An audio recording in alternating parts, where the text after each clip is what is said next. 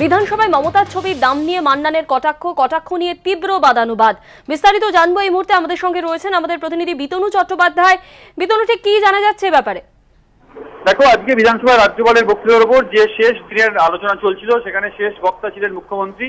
এবং মুখ্যমন্ত্রী বলার ঠিক আগেই সুজন চক্রবর্তী বাম পরিষদীয় নেতা এবং তারপরে বিরোধী দলের নেতা আব্দুল মান্নান বক্তব্য পেশ করেন। আব্দুল মান্নান বলতে উঠেই প্রথমেই যে কথা বলেন যে তারা গত দুদিন ধরে যে আলোচনা হচ্ছে সেখানে তৃণমূল বিধায়করা যেভাবে জোট নিয়ে আক্রমণ করেছেন সেই প্রসঙ্গ উত্থাপন করেন। বিশেষ করে গতকালকে তাপস রায়, সরকার পক্ষের বিধায়ক, তিনি জোট নিয়ে তীব্র আক্রমণ করেছিলেন সিপিএম এবং কংগ্রেসকে। সেই রেফারেন্স টেনে, সেই কথা টেনে আজকে আব্দুল মান্নান বলেন যে যেভাবে জোট নিয়ে আক্রমণ করা হচ্ছে তা একেবারেই ভ্রান্ত। তার কারণ তৃণমূলের কোনো আদর্শ নেই।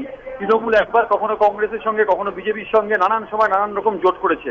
শুধু তাই নয়, আব্দুল মান্নান স্পষ্ট জোট বার্তা দিয়ে বিধানসভার ভেতরে আরো বলেন যে তারা প্রকাশ্যে জোট করেছিল এবং সেই জোট তারা চালিয়ে যাবেন। এরপরেই আব্দুল মান্নান আক্রমণ করেন মমতা বন্দ্যোপাধ্যায়কে এবং মুখ্যমন্ত্রীর ছবি যে 1,86,00,000 টাকা দিয়ে বিক্রি হয়েছে বলে তিনি অভিযোগ করেন। যে ছবি এই বেআইনি আর্থিক সংস্থা সেই ছবি কিনেছে বলে বারবার বিধানসভা নির্বাচনের আগে সারদা কেলেঙ্কারির সময় বা যে তদন্ত হয়েছিল সে সময় সেই অভিযোগ বারবার উঠেছিল বিরোধীদের পক্ষ থেকে। এবং আব্দুল মান্নান এই কথা বলা মাত্রই সরকার পক্ষের বিধায়করা, মন্ত্রীরা একযোগে তার প্রতিবাদ করেন, বিরোধিতা করেন এবং ওএলএনএমে রীতিমতো বিক্ষোভ দেখাতে থাকেন। এবং প্রায় মিনিট 8-10 ধরে এই বিতণ্ডা চলে সরকার পক্ষের এবং বিরোধী পক্ষের এই বিধায়কদের মধ্যে। এই বিতণ্ডার মধ্যেই সুজন চক্রবর্তী উঠে দাঁড়িয়ে কিছু বলতে গেলে মন্ত্রী শুভেন্দু অধিকারী তিনি তার চেয়ার থেকে উঠে ওএলএনএমে যান এবং সুজন চক্রবর্তীর দিকে হাত উঁচিয়ে তেড়ে যান। এরপরে তৃণমূল কংগ্রেসের এক বিধায়ক তিনিও ওএলএনএমে যান এবং তাকে অরূপ বিশ্বাস মন্ত্রী তিনি আটকান। এরকম একটা বিধানসভার ভেতরে চূড়ান্ত একটা বিশৃঙ্খলা, গোলমালের পরিস্থিতি তৈরি হয়। এরপরে আব্দুল মান্নান বক্তব্য শেষ হয়ে যাওয়ার পরে যেটা অধ্যক্ষ জানিয়েছেন আব্দুল মান্নানকে উদ্দেশ্য করে, যে এমন কোনো পরিবেশ তারা যেন তৈরি না করেন যাতে অযথা উত্তেজনা হয় এবং যে কথা রাস্তায় বলা যায় সেই কথা বিধানসভার মধ্যে বলা যায় না, একথাও স্বীকার করেছেন।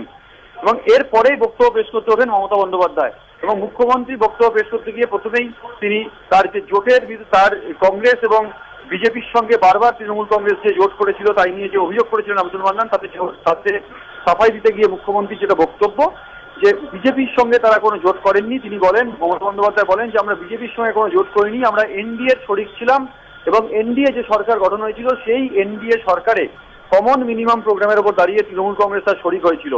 এবং যেভাবে আজকে এই জোটের কথা করা হয়েছে তাতে তিনি কংগ্রেসকে তীব্র আক্রমণ করেন এবং বলেন যে কংগ্রেস যাতে এই যে জোট সিপিএমের সঙ্গে করেছে এটা সম্পূর্ণ নীতিহীন, আদর্শহীন। যে কথা তিনি বিধানসভা নির্বাচনের প্রচারের সময় বারবার বলেছেন সেই কথাটি পুনরাবৃত্তি করেন মমতা বন্দ্যোপাধ্যায় এবং বলেন যে কংগ্রেসের সাইনবোর্ড সিপিএমে গিয়ে জমা দিয়ে আসলে তিনি খুশি হবেন।